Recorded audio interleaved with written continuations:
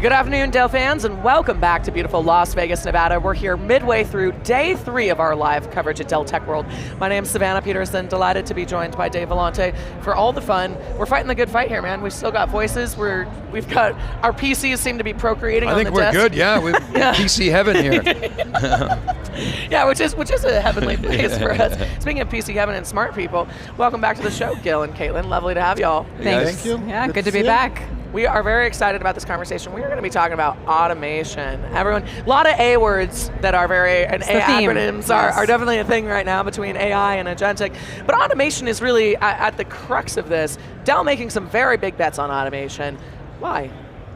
Gil, I'll ask you. Me? First, you can chime in, Galen.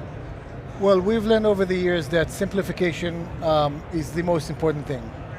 And we have a very long history with appliances that created a tremendous SLA by simply figuring out how to turn things on and make them really, really simple. And as you've heard in this show, we believe that the world is shifting towards disaggregated architectures because of the economics, because of the ability to transition between different stacks, because of the AI workloads that are different and demand different. And so it becomes a question, if you're going to do that, you definitely need to simplify.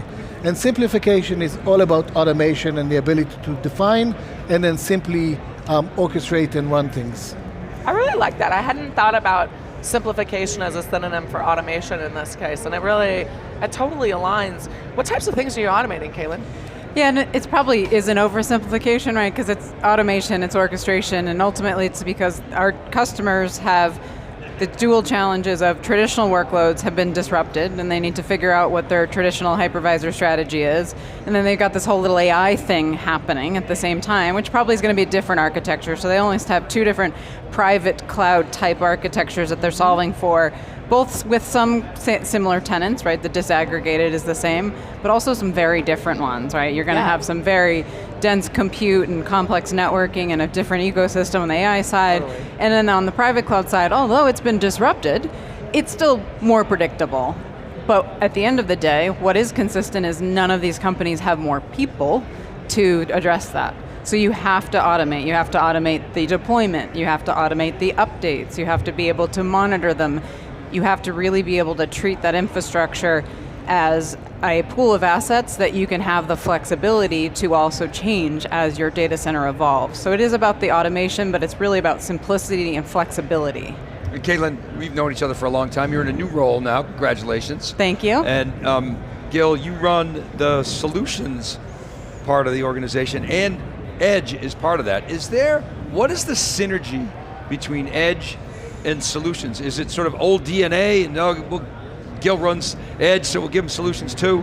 He'll keep Edge, or is there a synergy between solutions at the Edge and solutions overall? It's a very good question. So if you think about it, over the last 3 years, we've built NativeEdge. We've effectively built an Edge private cloud. Because what did we do? We found a way to securely onboard devices at the Edge. That basically means out of a data center. Yep. And onboard them with a touchless manner and put some payload on them, as in an operating system and applications. And we started introducing this to customers and people went, well, hold on, why does it have to be at the Edge? If you can do that simplification for me, why not the data center? And early last year, we brought together this organization that had the HCI portfolio and our AI portfolio and our AI solutions portfolio and our Apex Cloud Platform portfolio, and all of this came together. And you know what happens when you bring a lot of people together? Suddenly silos break and you can think again. And so we could take that innovation from NativeEdge and from our HCI products and from our AI solution and really rethink this whole thing, which led to the automation platform and the private cloud. But at the end of the day, in a future state where somebody has a private cloud with multi-stack or multi-hypervisor, in an edge state, they would be running it from the same exact control plane by Dell. So all of this is going to come together, and it is coming together later this summer. Okay, thank you for connecting those dots. So when we saw Lowe's up on stage in day 1, that's Edge, right? That's an Edge use case. Yeah, for sure. Right, I mean, and it's data center-ish as well, so. It's really interesting because we used to say Edge is IoT. Yeah. So single node, collect data, multi-protocol. But the reality is that all of those devices also move data to some sort of a near edge location. Yeah. Lowe's was an example, many other retailers and manufacturers. So in that plant, there is also a mini data center, right? It's got a cluster of sort, and it collects data and it retains data. And so NativeEdge has graduated and evolved over this last year to offer high availability and high availability load balancing and VM snapshots. And so now you can take that distributed cluster that used to be maybe by another vendor and put it out there and really have your HA cluster, but now can run on a server, maybe clustered commercial PCs that's very unique in the industry, or precision workstations. And so we can play with the same control plane, same idea of automation, but different price points, different resiliency points, so we get a lot of flexibility there. And Caitlin, you know, the buzzword today, maybe it's not a buzzword, the technical angle here is disaggregated. That's sort of the new architecture. When you did storage, there was a lot of aggregation. What's the importance of disaggregation, and how does it sort of fit into the overall strategy around things like, you know, private cloud, automation, and how do you handle that? Yeah, there's a couple elements to it. I always like to think about it as composable for an important reason, but the important difference is that you have the flexibility to have best-in-class compute, best-in-class storage with efficiency on both, and that you can scale them independently, which obviously is important because you can get 5-to-1 deduplication on the storage, you can scale compute when you need it and storage when you need it, but it's also important because you can share that storage across multiple workloads. That compute can be used for one hypervisor and then easily turn into another one. You can't do that in a traditional HCI architecture, which is what our customers are asking for. So it's very open, but the reason why composable matters is that openness is only useful as if you can actually treat it like the pool of resources we were talking about earlier. It has to be a pool of compute nodes that it has a personality today, and then when you're ready, you can essentially decommission it, use that pool of resources to provision a new one, because then you truly have more of a on-prem cloud experience, and that gives that openness and the flexibility, but without the complexity of that traditional 3-tier model. So the composable, to me, on top of disaggregated, kind of gives you that intelligence of the automation of how you actually use that, not only to deploy it, but even manage it in a much more automated fashion. Yeah, okay, so disaggregated and composable. The problem is composable was a failed marketing term.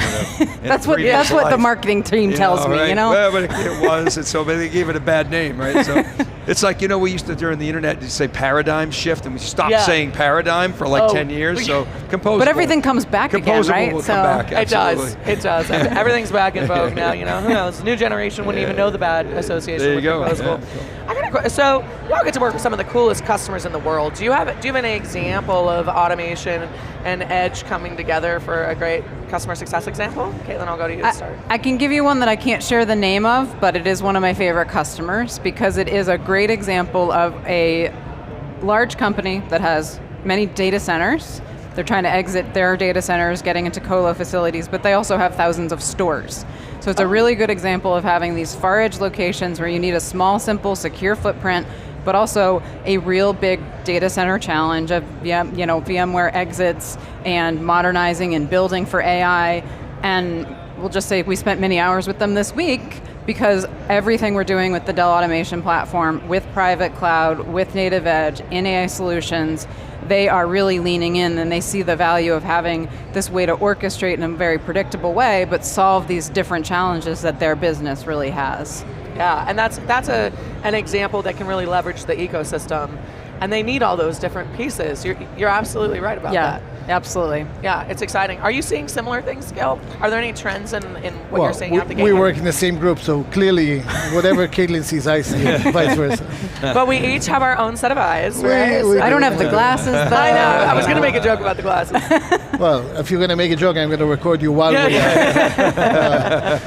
So, yeah, definitely. There's a lot of synergies between data centers and edge locations, and if we had an edge conversation today only on edge, we would probably go into this traditional divide of IT and OT, but the reality is that I've been saying it, I think even on the CUBE before, they're coming together.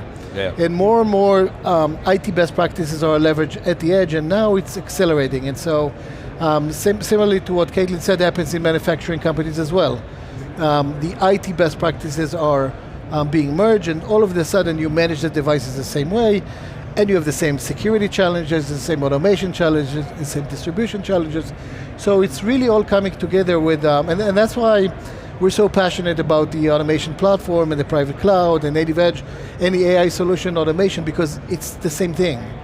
And so solve one problem and keep expanding, that's what we're all about right now. Standardizing the solutions to those problems, which maybe previously were all custom and Snowflake. And by the way, you can never go without Gen AI, and so in this automation platform we're talking about, there's a Gen AI assist that helps you create your own blueprints, and a code assist within VI, and so, VS Code, I'm sorry. So as you could imagine, now that we get to introduce innovation, we're going all the way and we're taking it to the next level as well. A customer you might be able to, I saw Keith running around from Nature's Fresh Farm. Of He's course. been on a number of times, sent me some awesome tomatoes, and I mean, he is. I love that. I hear he has great strawberries as well. Did he tell you about Keith the Bradley. last year's demo? They brought real tomatoes and they overgrew because the lights are on in the show and there's no night. And so they're like a foot longer than they used to be. He used to tie them every day around the show. He has to go fix it. Oh my God, I love this. Yeah, it's a great use case. Keith is fabulous, and he's a great example of a customer that's using it at the edge, also an early adopter of the Dell private cloud, and he sees the benefit of both, so Keith is a great example of that. Yeah, I mean, it's a classic edge use case, but tying in with totally. other pieces of it. He came on one time, he gave us the anatomy of a ransomware attack, which it was, he's great. I mean, a lot of customers won't talk about that. Technology-led agriculture, which is very cool, yes. Right. And agriculture is sometimes not at the focal point of the technology conversation. However, they drive a lot of the innovation, especially at scale. Absolutely, and he's always been a great early adopter for us and gives us feedback along the way, so we appreciate that. Yeah. What is the feedback loop like for y'all? How do you, especially at the velocity that we are moving right now, how do you make sure you're there for your customers? He yells at me if I'm not with customers enough. That's a good way. I mean, we have a customer advisory council that we actually do twice a year, so that makes sure that we have a good set of customers that come together, that we have long conversations about where we're headed. We listen to what they need, and it's informed a lot of the things we announced this week. But we're in customer conversations every day, having briefings, really trying to solve those challenges, because they're pulling us in because there's so many relevant challenges that they're facing that we're trying to address, which is a privileged place to be as a product organization to get pulled into these conversations. We're definitely, product managers need to live with customers. That's the whole point of developing a product. It's for somebody.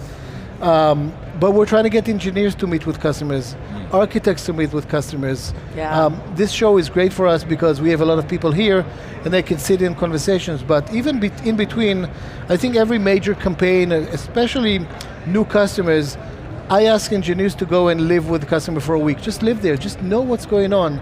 It's really important for us.